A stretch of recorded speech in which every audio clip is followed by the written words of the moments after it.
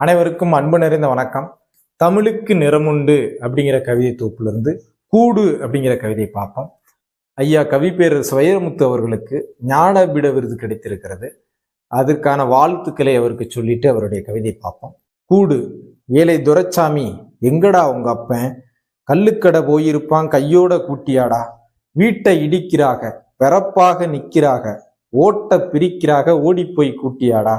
சாமிகளா சாமிகளா, சர்க்காரு சாமிகளா, செலந்தி கூடலிக்க சீட்டு வாங்கி வந்தீங்களா?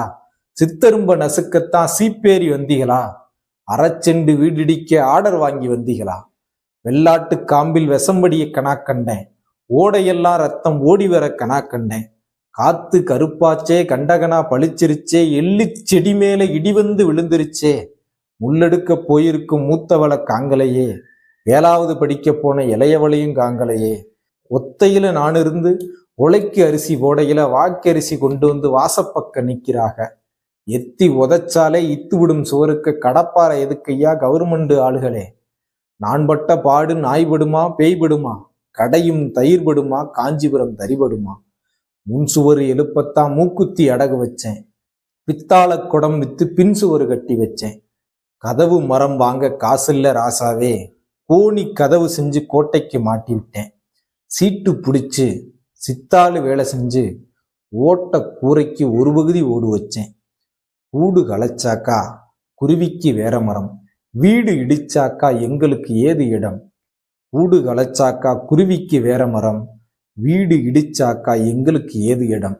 எப்படி வலி மிகுந்த வரி அப்படின்னு பாருங்க. ஐயா எசமானே, 5 விரல் மோதிரமே, பாதகத்தி சொத்து பத்து பாருமையா கண் திறந்து. தண்ணி பிடிக்க தகரக்குடம் ஒன்று இருக்கு, வீட்டை விட வயசான விளக்கமாறு ஒன்று இருக்கு. 10 வச்சு 10 வச்ச பாத்திரங்க 2 இருக்கு, ஏன் புருஷன் திங்க மட்டும் எவர் சில்வர் தட்டு இருக்கு. பொங்கையா போயிருங்க, புண்ணியமா போகட்டும், என் வீட்டு நாய்க்குட்டி இன்னைக்கும் தூங்கட்டும். அழுதாலும் ஏல சொல்லு அம்பலத்தில் ஏறாது, அருகம்புல் புத்தி சொல்லி அருவா கேட்காது.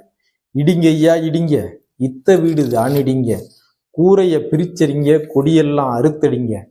கண்ணாடி கடக்குள்ள காட்டான புகுந்தது போல் முன்னாடி பின்னாடி முழுசா நொறுக்கிருங்க.